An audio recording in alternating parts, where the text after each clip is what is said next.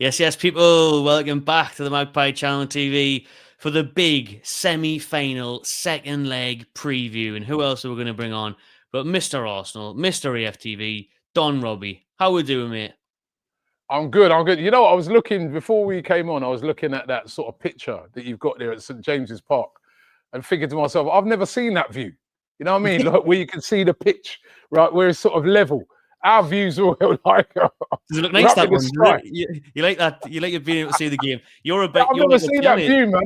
I would love to witness that view. You know what I mean? Where you're down near, you know, like below sea level. You know what I mean?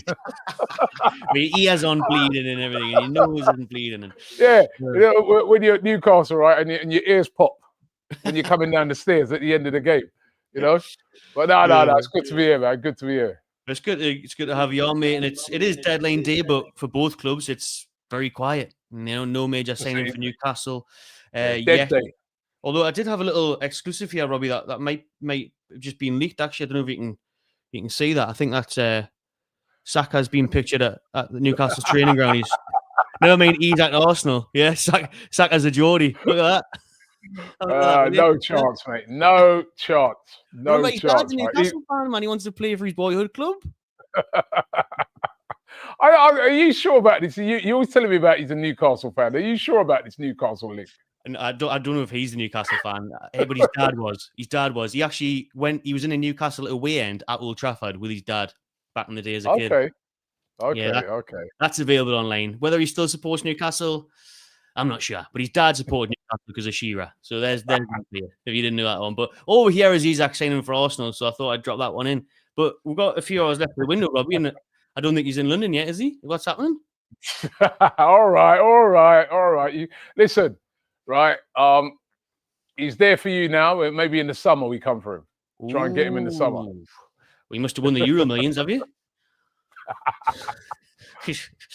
Listen, what if we put down 120 million? Nope. I don't think so. Capable of doing it, Arsenal. Yeah, but mate, I don't think we'd even accept 120. PSR is a huge problem. We know that.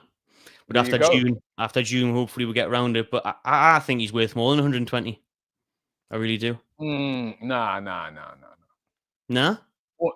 Nah, because what? Nah, he's not worth more than that. I think his injury record as well, that would definitely not make him be worth than 120. But listen, he is a class player. I think he's been the best striker in the Premier League this season. And certainly against us, let's go. We played against you guys twice and he scored in both of those games. So definitely a dangerous player. Really dangerous. Well, yeah, he's worth at least 150, Rob, so there's no chance of getting him. But Arsenal no business this January? What's going on? No, I mean, it's quiet because, I think we're keeping the money back for Isak in the summer.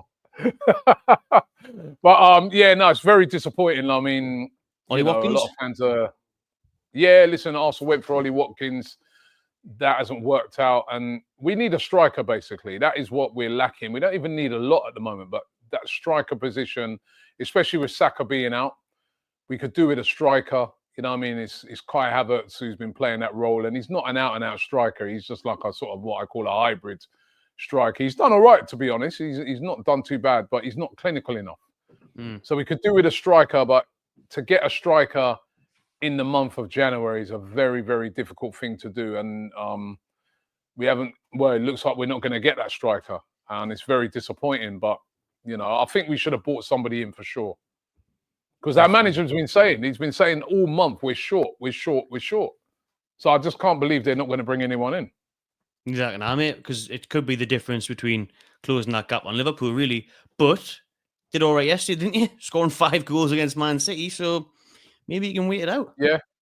Listen, there's goals throughout the team, and we've been, even last season and the season before, that's how we did it, like goals spread around the team. But you also think to yourself, what if we had a bit more firepower up front? You know what I mean? And I think that's what Liverpool have got. Probably why they're going to win the league, because, they've got that firepower. You know what I mean? You see them in a game, somebody like Salah against Bournemouth. He didn't do much, but the 2 moments, clinical.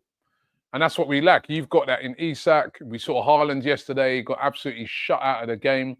But then when he got his one chance, he took it. So we lack that. We lack that real clinical striker. And if Arsenal could get that, I think that could be what it takes to win us a league, is that clinical striker.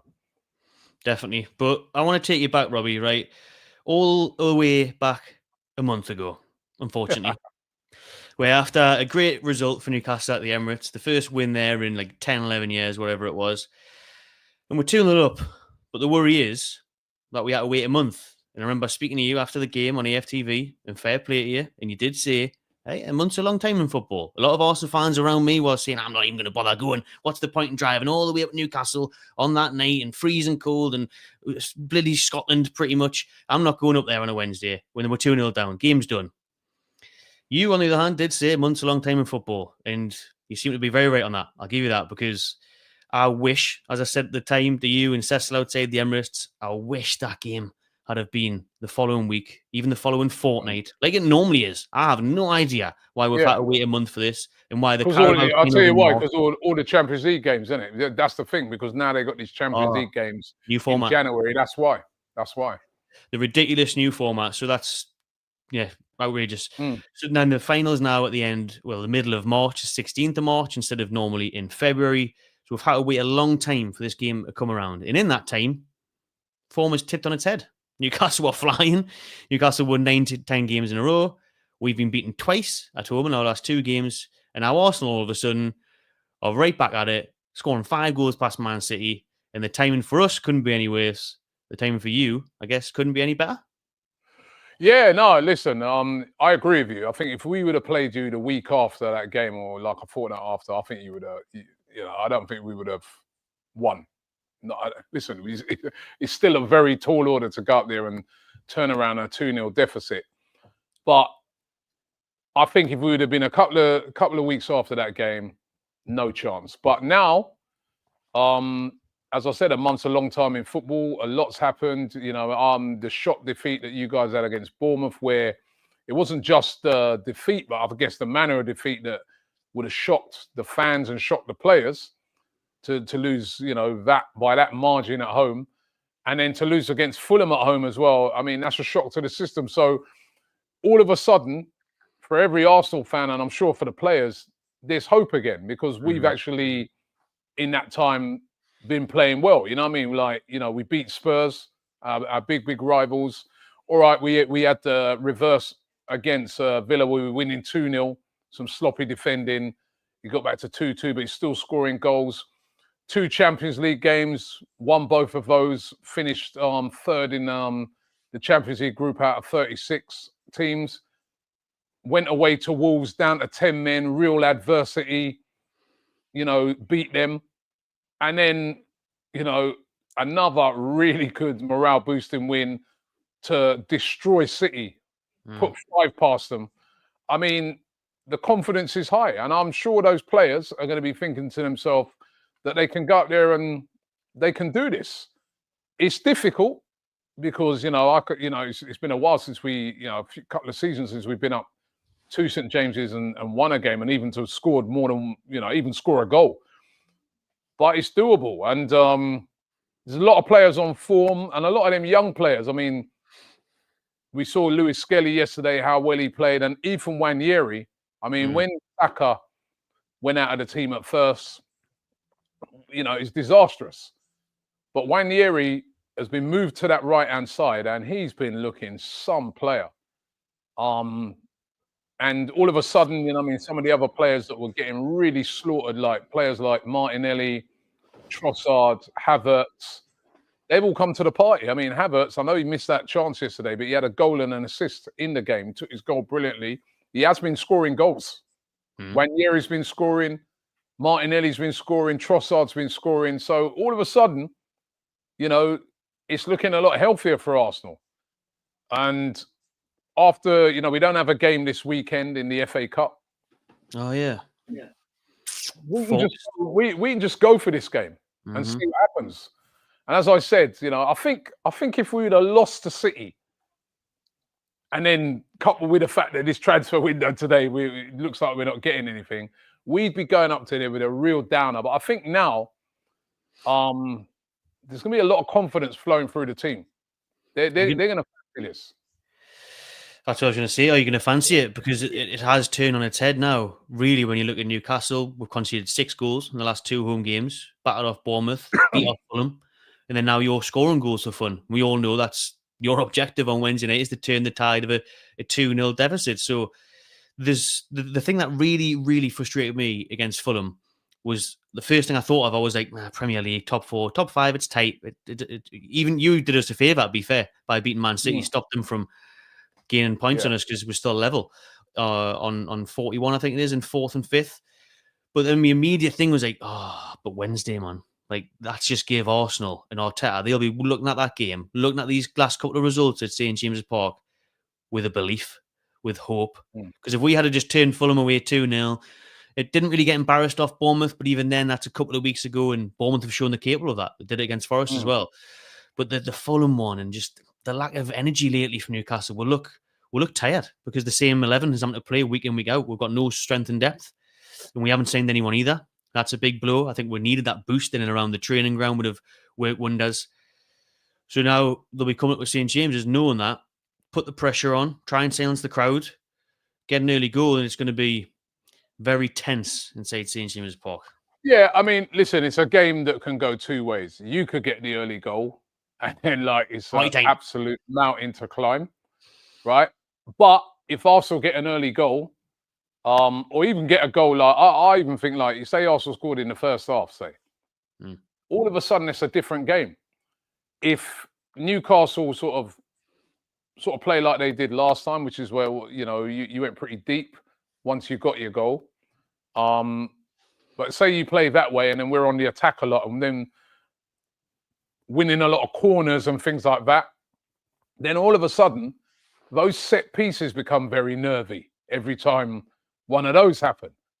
So I think this game, it's going to be a really interesting game. I mean, obviously, as an Arsenal fan, if we go up there and get an early goal, I think that's why we blew away City yesterday. We've got that early goal and the confidence you just saw in the team, and we've been getting early goals. We've been scoring goals in recent games, and it's a tough ask. But I think the team's going to go out there with a lot of confidence, and I think the thing is, as Arsenal fans, we know how much Newcastle and the Geordies want this, because you haven't won nothing in a long time. But then I think to myself, does that play into our hands a little bit, in that you lack the experience in these type of games, a game where it's it is sort of like a Champions League game, isn't it? It's a 2-legged like Champions League type game. Do Newcastle have the experience to manage a game like this? What I'm going to be really interested to see what the tactics of Newcastle are going to be. Do you sit deep and hold on to the 2-0? Or do you just say, no, we have to attack Arsenal and then be vulnerable to the counter-attack? It's going to be a real interesting thing to see what the tactics are from Eddie Howe.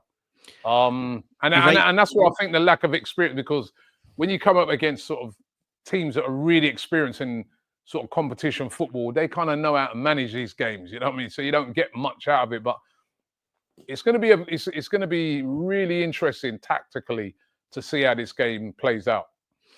You're right on the experience thing, Rob, because the main reason for me why we lost the Carabao Cup final 2 years ago to a poor Man United side, even though Ten Hag did find a way to win trophies there, was the experience.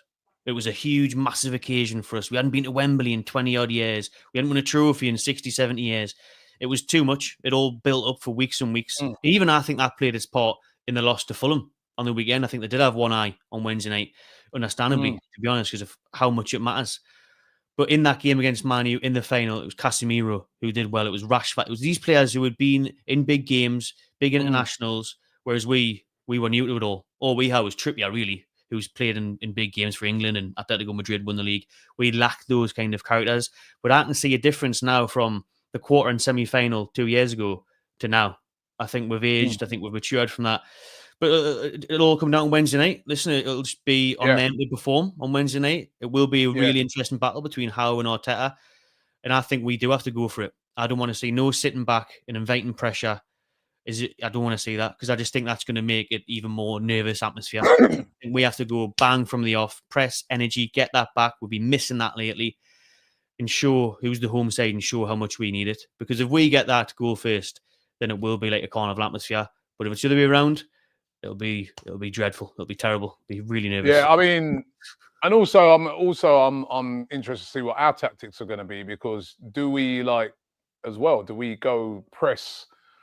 Because we can't risk conceding a goal. So, what do we do? But we've had some tricky away games. Will you go for it, or will you be a bit preserved? Or I think I think he'll manage that game. I think it'll be sort of. I don't think we're going to go gun ho to start off with. I think it'll be kind of like, all right, let you kind of come on to us and try and catch you on the transition. I do feel that will be the tactic from Arsenal to start off with. Keep possession of the ball, try and silence the crowd, and try and seize the opportunity. But if, I can't remember if when we came to St. James's Park, if Thomas Partey was playing at right back. I can't remember. Anthony Gordon running at Thomas Partey, was it? I can't remember either, mate. I can't remember who's, but anyway, you got a lot of joy down the flanks in that game. But, we did really well down the flanks against Man City with Lewis Skelly on one side, Timber on the other. Partey, that midfield of Partey, Rice and Odegaard was back to his very best. I think it was, Thomas Partey was playing right back. And when Thomas Partey plays right back, Arsenal, he played right back against you guys. He played right back against Villa. He's not at home in that position. He just, he's just no good. Well, when I say no good, but he's not used to that position. He doesn't get down the flanks. And he was playing right back that day. But this time, if there's, as long as there's no injuries, it was right back. Anthony's. I remember Julian on the left now as well. I do. Yeah. This time, it would be either Lewis Skelly or Calafiori on the left. And on the right-hand side, it's going to be Timber. It's a much more balanced team, much better defensively. Saliba, Gabriel, obviously.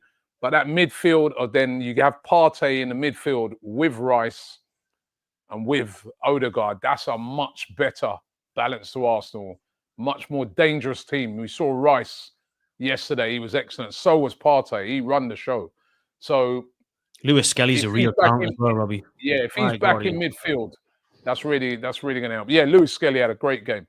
It might not even be Lewis Skelly who starts. It could be Calafiori, who also had a good game when he came on the other day against Wolves. Scored the winner for us in that game.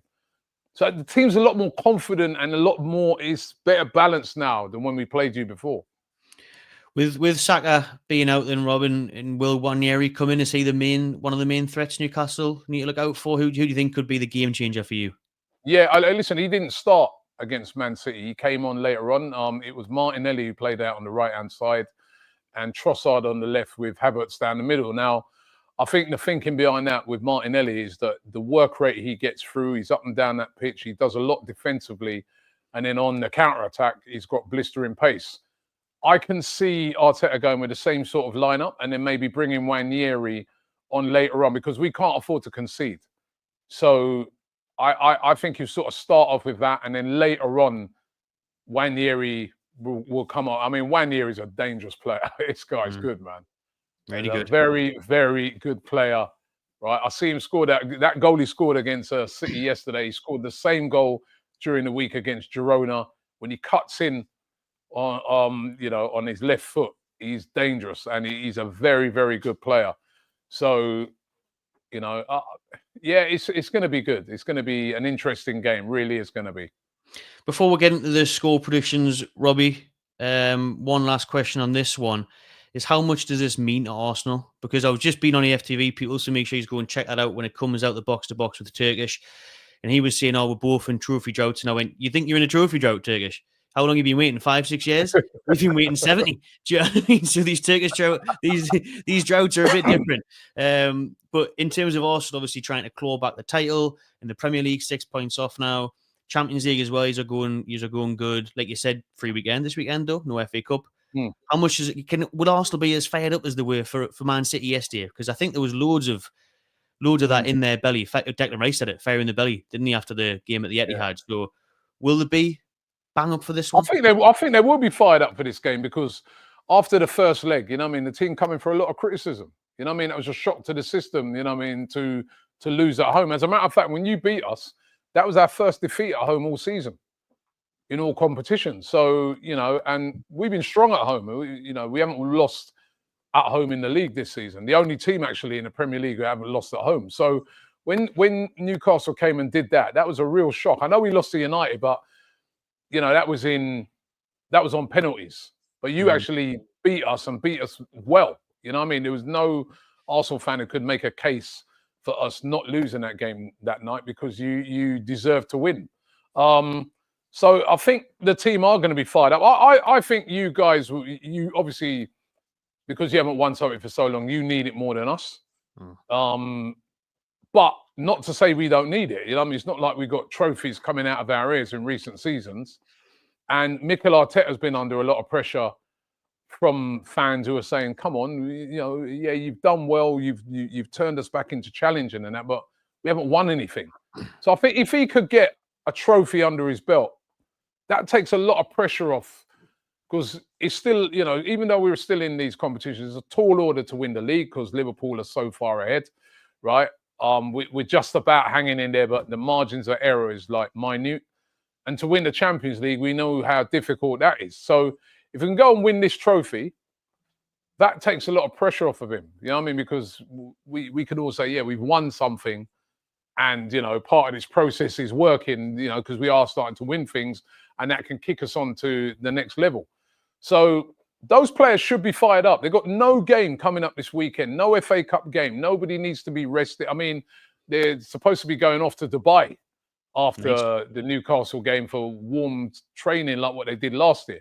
So there's a reward for getting knocked out the FA Cup, isn't it? That's a strange one. Have a holiday, lads. Yeah. Isn't it? Yeah, they did it last year and it worked. They went on an unbelievable run after that. So, but to me, they should be fired up for this game. They've got it's a big opportunity to still get in a final. It's half time. You're losing 2-0 at half time, but that half time is 90 minutes. That is more than enough time, if you're on it, to get 2 goals back. But obviously, it's the Premier League. We're up against a top side in Newcastle. I really rate the team. It's not just, for me, Isak and that. Look at Bruno Guimaraes. I look at the fullbacks you've got. You've got a very, very good side. Gordon, it seems solid. Solid team, hard to beat team. But that's up until a couple of weeks ago. I thought that. Now, all of a sudden, I'm thinking, Bournemouth put 4 past them. Fulham put 2 past them. Maybe we could go up there and get, even because 2-0 takes it to extra time and penalties. Yeah. It's not even that we have to necessarily go up there and win 3-2. I was saying that to somebody. I said, listen, that's the ideal scenario, but it gets taken to penalties. So there's a lot to play for in this game. They've got to go for this because, as I said, after this game, they can just chill. They can just chill after this game because we've got no game at the weekend. Yeah, quite literally chilling. Sunbathing in Dubai. Yeah. Must be nice. Right then, now that we've said all that, Robbie, let's hear your score prediction and who's going through on the night. What's the score going to be as well? Overall? I'm going to go, obviously, I'm going to back my boys, right? I'm going to go 2-0 Arsenal. It goes to penalties. Oh, I couldn't handle it, mate. I couldn't handle it. That's what I'm thinking. 2-0 penalties. Nervy night up in St James's. And you're going to win on pens? You're going to go through? We go for on penalties. Oh. Nah, I hope not. I hope not. What are you saying? Now that I'm on my channel, because on AFTV, I was honest. And I'll see it again. On AFTV, on the preview with Turkish, I was honest. I actually think, and people might get us in the comments to this one, I actually think we're going to lose on the night, but I still think we're going to go through. I think we'll get beat 2-1. 1-0. 2-1, yeah. That would take you through. But we'll still obviously go through. That's my honest opinion. Hart will say we'll win 2-1 or maybe a draw. Maybe a draw could be. Yeah, I could see a 1-1 or a 2-2. I don't care what it is. 4-3 Arsenal. We'll still go through. Do you know what I mean? Whatever. As long as I'm back at Wembley, baby, that's all I'm bothered about. I've been waiting all my life to see a trophy, Robbie, right? I need it. Way more than you do. You've seen plenty. FA Cup, man. The FA Cup's on. We're out of that. You know what I mean? You can have that. You give us this. You can have the FA Cup. We've got Birmingham away on the weekend in the FA Cup. There you go. You threw in that round already. Yeah. Give us it, right? You take the FA Cup. Even Birmingham, they're focused on getting out of League One, right? Yeah, so, true. right, you take that. We'll go and take this League Cup. We've had a few predictions in the chat. They're not one person back in Newcastle yet. A few 1-1s, 2-1 Arsenal. Yeah. Well, listen, if all those scenarios, though, still mean that Newcastle go through. Yeah, exactly. So, exactly. You know, it's never straightforward, Newcastle. So it's never straightforward for Newcastle. Finally, we've got a 2-0 tune. Hopefully, the left label is right on this one. Robbie, it's been a pleasure having you on the channel, mate. Will you be in the tune in Pop World again, though, celebrating or drowning your sorrow? I will not be in Pop World, right? I got dragged to Pop World last time, right? And it's not my... It's pretty lively in there. I ain't going to lie. Listen, Newcastle's a great place to go out, right? Yeah. I always love... Listen, I tell you all the time, I love coming to Newcastle. It's a long-ass drive, but I love coming to Newcastle. Only if, I know I say it every year, put the away fans down lower. It would be if the away fans at Newcastle were down lower, that'd be the best away ground to visit in the country. Because I love going to Newcastle. I love the fans. I love the knowledge of those fans. I just love Newcastle fans full stop, because I always just think to myself, when it's at the Emirates, no matter, it'd be a Tuesday night and the away end's packed. And I'm like, yo, you know how far these guys had to come? And it's always packed wherever they go. So I rate the fans, but they've got to put the fans down lower so that when we come to St. James's Park, we can be part of the atmosphere. Because it's so high, we're so far away from everything. That's the only thing that ruins the enjoyment when you go up there, right? Being up there is as bad as being in Pop World, right? But yes, I will be there on Wednesday. You know what I mean? You know, there was a lot of people after the first game saying they can't be asked, right? Because what's the point? But I can tell you, everybody's changed their mind now, and everybody's coming, right? So I think, isn't it? 4,000. What have you got? 6,000? Is it 6,000? Just under 5,000, I read. 5,000, yeah. We'll be up there in force, man. Yeah. On the upper tier, look for us up there. I'll try and give you an old wave. You see some little dot up there going like that, you know what I mean? Well, I'm actually right below you, Robbie. I'm thankfully, luckily, in the box on Wednesday night again. Hospitality. There he goes, a box. Just underneath you. I won't be able to see you, but I'll be able to hear you and feel you trampling down, but hopefully not jumping about. Yeah, throw me up a prawn sandwich, you know what I mean? I'll throw you up a pint of brownie on me. Yeah, I'll throw you up a Newcastle brownie. Now, looking forward to it, man. Looking forward to it on Wednesday night. It's going to be a great atmosphere. I know you lot will have the old flags out again, isn't it? That's what you got, the old flags. Bringing them with us, yeah. There's the flags there. Yeah. Well, do you get a flag in the boxes? Nah, you don't. Unfortunately, no. Let's give you a cushion, innit? Yeah. But we'll see you, Robbie. We'll have you on the fan cams after the game, no doubt, as well. Yeah, no worries, man. We'll link up, man. Win, lose, or draw. Good seeing you, Robbie. Cheers for coming on. Make sure everyone smashes a like on this one. Heads over to AFTV. You'll be able to see my preview over there with Turkish as well. Cheers, Robbie, and I'll see you on Wednesday. Cheers, mate.